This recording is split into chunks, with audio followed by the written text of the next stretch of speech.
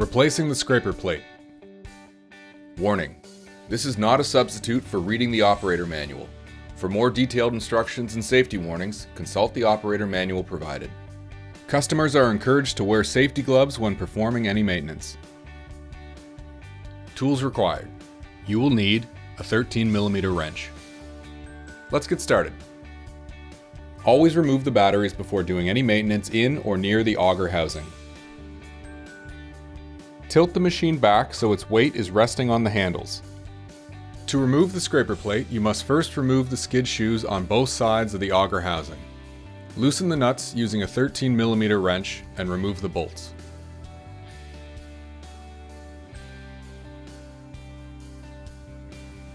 Begin removing the nuts and spacers from the scraper plate. For this step, we recommend a second person brace the handles to prevent the unit from tipping forward.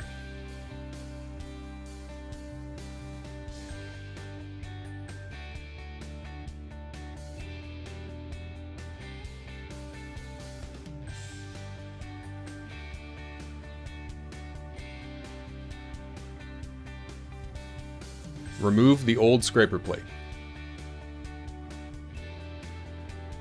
Install the new scraper plate.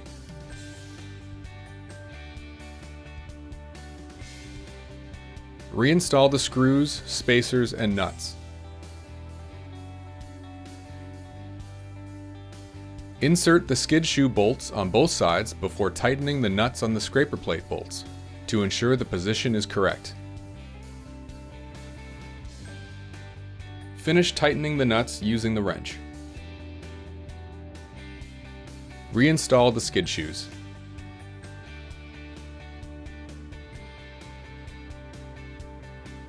Return the snow thrower to the upright position. Properly maintained, your Greenworks snow thrower will provide you with years of great service. If you have any difficulties or need replacement parts, contact us at greenworkstools.com.